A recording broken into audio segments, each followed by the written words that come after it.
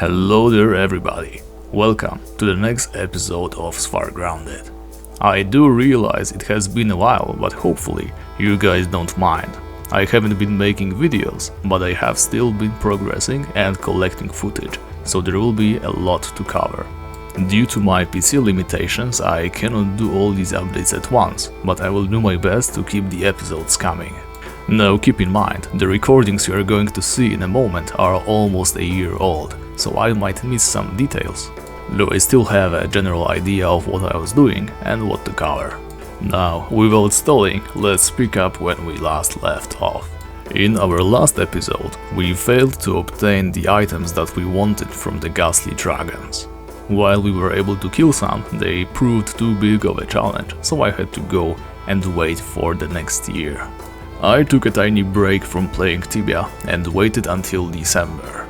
In December, there is this very interesting event called Winter Solstice. At first I didn't pay any attention, but it turns out it opens a lot of opportunities for my character. The event itself is relatively simple. In Svargrounded there is a boat that can take you to the Percht island. The island is inhabited by monsters called Perchts and Schiachs. I'm doing my best to pronounce this, but I am going to avoid those from now on. Every now and then on the island you can also meet some bony and baleful bunnies. By using a wooden hammer on a bony bunny, you can receive a carrot. Using this special carrot on some snow, you can create an animated snowman that is going to attack you. You want to fight the snowman to obtain some twig arms. You can combine the arms as well as two other drops from Perchts and Schiachs to create a Percht disguise. With this sort of disguise, you can turn into a Perch yourself and enter the Perch Queen lair. Fighting the queen is not really a problem. To win, you only need to turn yourself into a leaf golem. Stand on this little spot that is going to spawn some branches. Throw those branches into the fire, which every now and then will spawn a warm fire, and then lure this warm fire to the north of the room where the Perch Queen waits. Once you do this enough times, the Perch Queen will become vulnerable, at which point you only need to kill her. Throughout the fight, you are going to be interrupted by the Perch Queen's attacks, as well as Perch minions that are going to freeze you and eject you from the battle. You can neutralize the minions easily enough. All you have to do is bring some dead bodies, in my case it's badgers, and use animate dead rune on them, which will create skeletons that the minions are going to attack. The minions do not deal any actual damage, which means the skeletons are going to block them until the end of the fight. Now that we have the basics out of the way, let me explain why we even bother with the Perch Queen. First of all, she can drop some valuable items. Number 1, the Perch skull, which can be exchanged for a mount. Second, a very wide selection of interesting decoration items. And finally, most importantly, she can drop an arcane staff, which is a two-handed club with an insane 50 points of attack and no class requirements. It is pretty much the best weapon that I can obtain on this character. Also, I should probably mention, simply hunting on the island itself was one of the best EXP and money gain that I have seen throughout my adventures on this character. Needless to say, I played quite a lot, gaining a lot of levels and amassing immeasurable wealth, which is going to come into play later. Now, for the first time in my videos, we are going to break the chronological imperative a little bit. I'm going to make a short montage of all my Perch Queen kills. Since you can only kill the queen once a day, there are going to be some things going on between those kills. But to keep things concise, we are going to first see all the kills and then I will move on to the other stuff.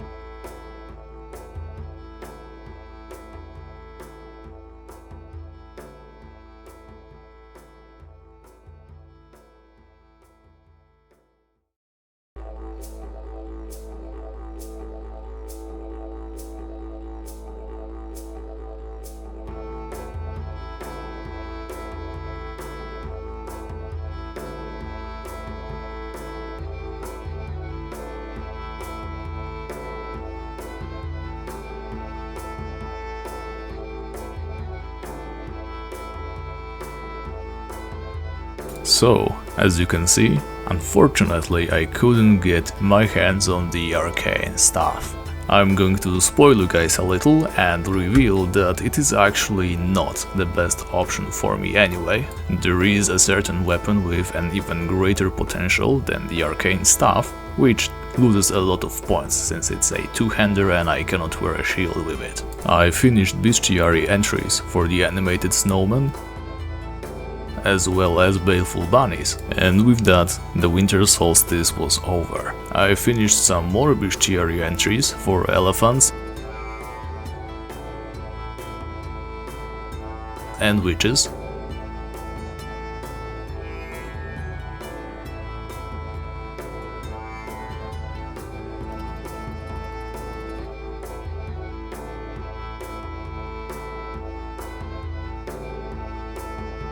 and not much longer, there was another relevant event that I had to take part in. The first dragon event, happening in January, introduces a bunch of dragon bosses all over Tibia. One of these bosses, Galindraza the Frozen, offers a pretty wide selection of interesting items. Not only is killing her rather profitable, she can also drop a frozen plate. This powerful armor, that can be wielded only by paladins, offers you 7% resistance to frost. I don't think I need to explain why I would want to stack some frost resistances in Svargrounded, right? Unfortunately, to access Galindraza, I needed to do some quests. To enter her lair, you first need to start the first dragon quest line, and to do that you need to access Yalahar, and to access Yalahar you need to be a part of the Explorers Society. So, that's one more exception to my challenge, and with all those steps out of the way, I was ready to fight the dragon. Here is a short summary of that.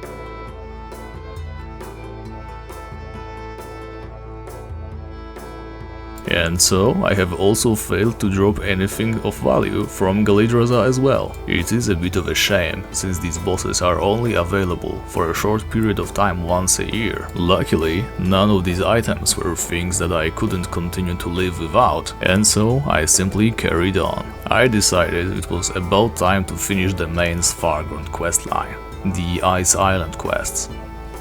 Some of the final missions take you to the deepest part of the Formorger mines, which are infested with dangerous demons and cultists of many different kinds. And so, at the request of a shaman, I spoke to a ghost,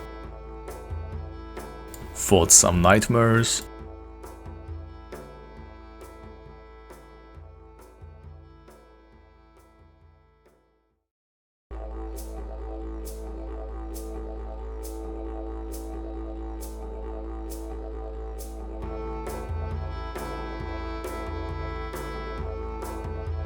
and teamed up with two of my Ironman friends to finally end the demon threats looming over the continent of Hrodmir.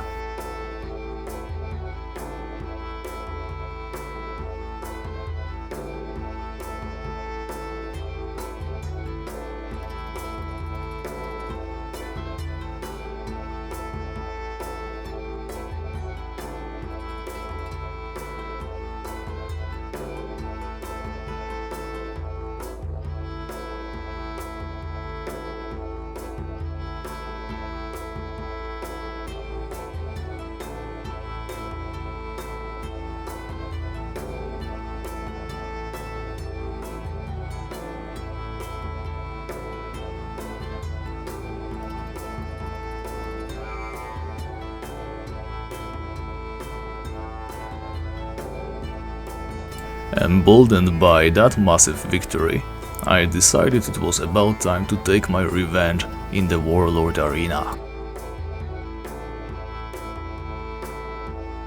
And so, once more, I have defeated Webster, the Crystal Spider.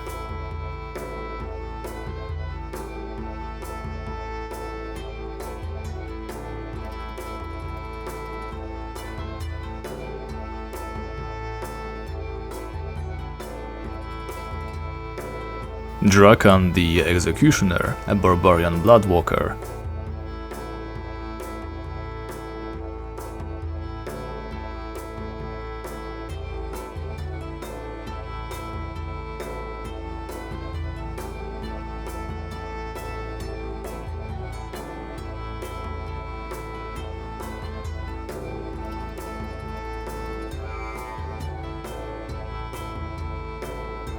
Norgul Glacierbeard, the Ice Giant.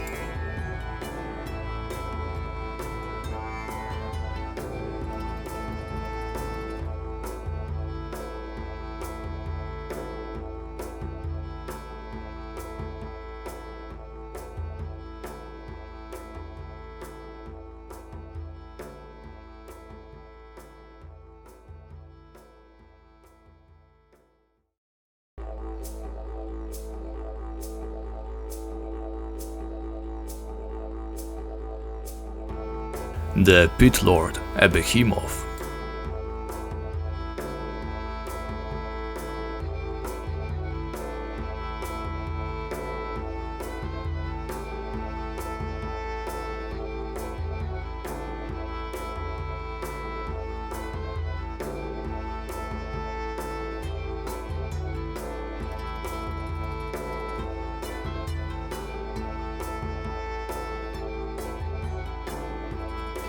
Svoren the Mad, a barbarian skull hunter.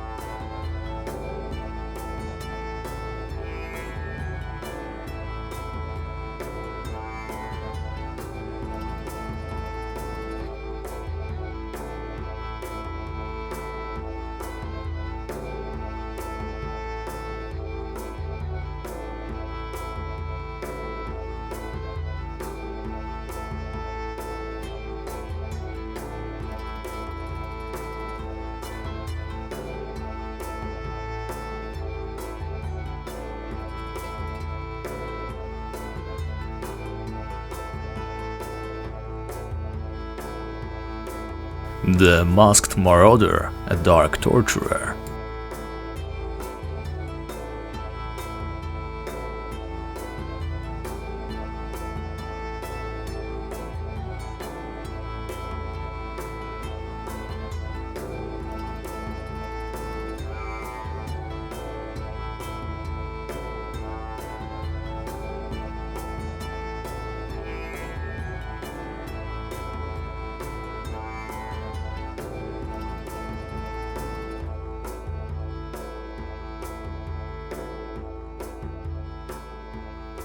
Nor Chilson, the Norseman.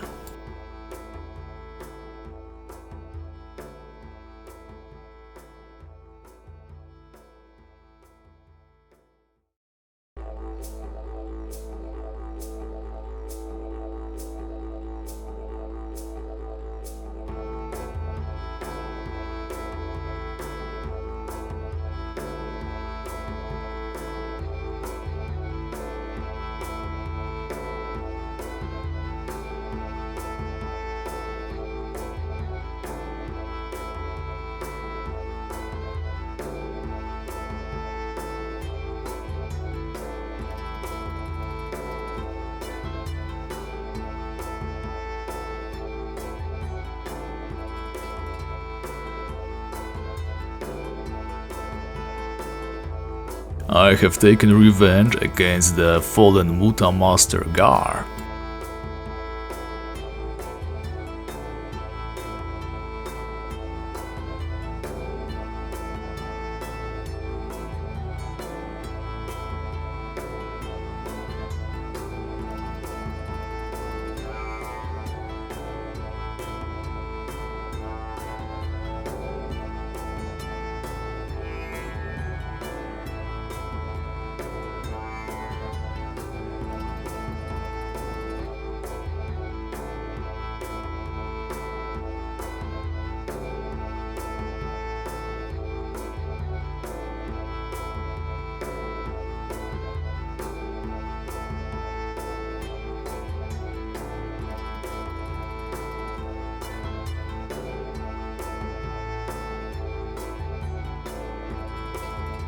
I brought down Deathbringer, an undead dragon.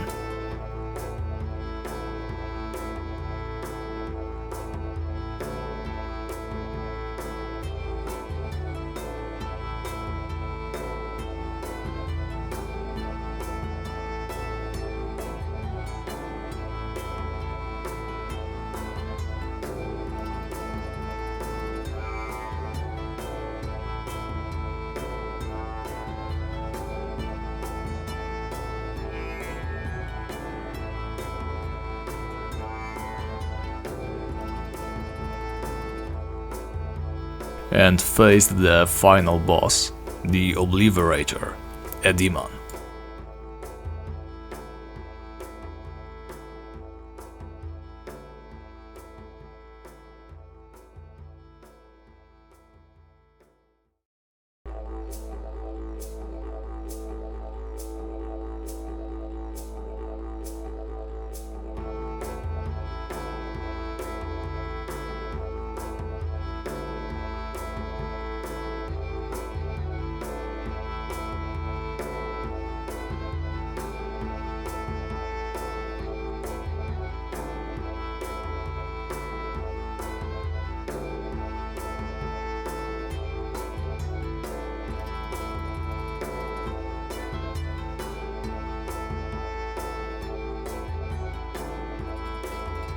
And with that, the final reward was finally mine.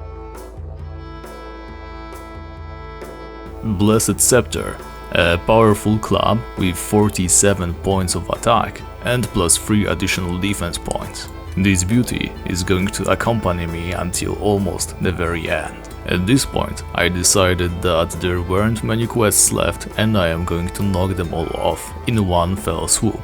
Through the central part of the Formorgar mines lies an old hoist, which can be used to quickly traverse between floors. Unfortunately, you cannot simply operate the hoist without a special training. To be able to use it, you have to venture into the mines and search for parts of maps and plans which will allow you to use that machine. While searching for the pieces, I made a truly groundbreaking discovery. Before having carefully explored some of the mines, I came to a conclusion that there was no demon that I could relatively safely duel 1v1 to receive some of its very valuable drops. However, as it turns out, near one of the chests with the hoist plan, there is a single, isolated demon on a relatively short spawn timer, which you can hunt without luring any other enemies. Better yet, there is a strangely shaped rock in the northern part of the corridor, which means if you stand properly, he can never reach you with the devastating energy beam. And so I decided to spend some quality time with my red friend to try to get some of those insane items from it. Magic plate armor, mastermind shield, golden legs, all of those would be a huge upgrade for my character.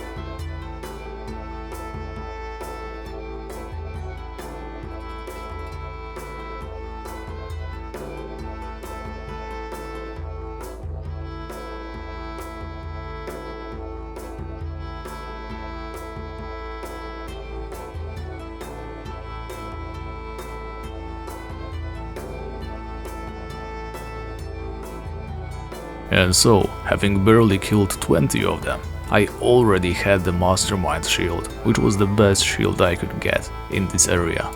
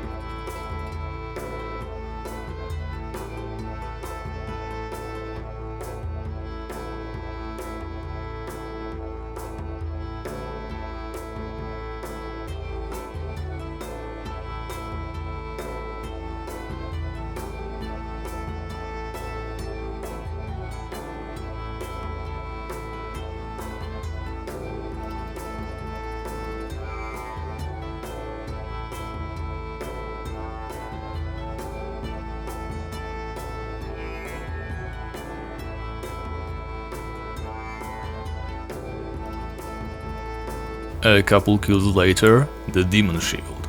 My luck was literally off the charts. Unfortunately, hunting these demons was a draining task.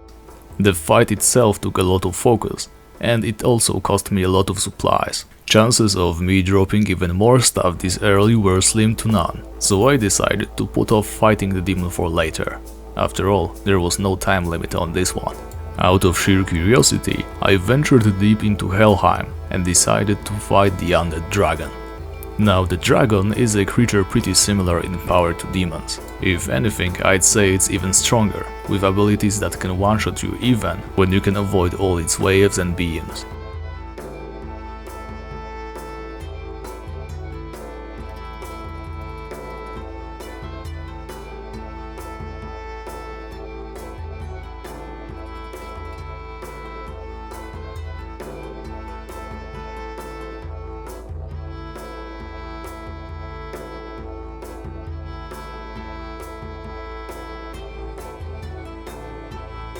Despite the difference in power, I still emerged victorious and decided to hunt the dragons a little bit longer. I still had a fair amount of money after hunting all those creatures during the winter solstice event, and there was one particular item that I really wanted to obtain before April, and Chillfrost became available again.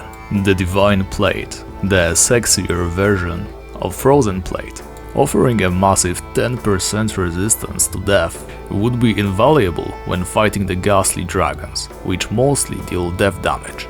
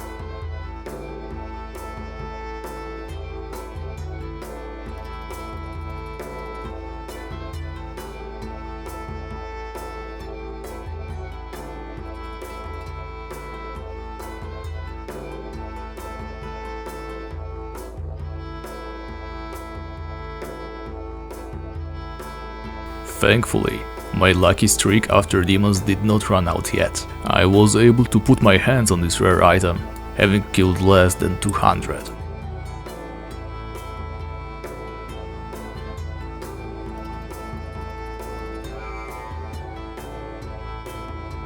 On the next day, the destroyers just happened to be boosted, so I decided to give them a try. While not weak by any means, I was still able to hunt them pretty comfortably. As expected, not long into the hunt, I obtained the not very rare steel boots, which were a nice addition to my armor. I felt a little bit sad saying goodbye to the fur boots, which were insanely stylish. However, I needed every single piece of armor I could get. Next up on my list was another exception. As you know, the seas around Svargrounded are teeming with sea serpents. Unfortunately, to access the sea serpent area, you first need to own a helmet of the deep. You can't receive that until pretty late into the Explorers Society questline, but thankfully you do not need to do that. You can simply buy the helmet from the market and you are good to go. And so that is exactly what I did. I bought the helmet and promised myself to take it off wherever I go underwater, only so that I can access an area that is definitely a part of Svargrounded. Having done a lot of ice fishing already, all I needed was a bunch of fish from my secret stash, and I was ready to start the hunt for the sea serpents.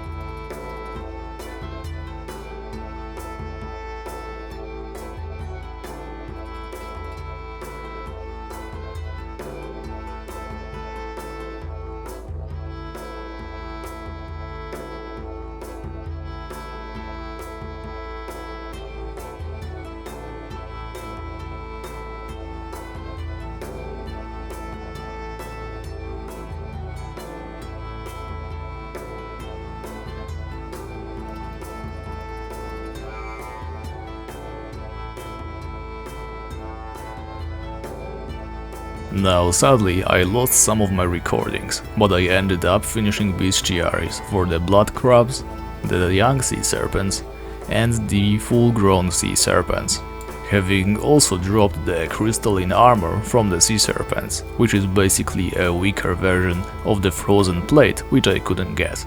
It's nothing crazy, but 3% frost damage resistance is pretty good in Svargrounded.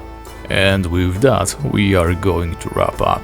I still have a lot more footage to go, and I will try my best to make those into videos in the coming weeks. However, I can make no promises, since my time is quite limited recently. Now, throughout making this recording, my microphone started acting up a bit, so I hope there is no distortion of any kind. Now, as always, thank you very much for watching. If you're interested in doing an Ironman challenge, check out our Discord server or join our guild, or just get started on your own if you want. However, I guarantee having a community is way more enjoyable. You are very welcome to leave a comment or hit the subscribe button, and I will see you in the next one.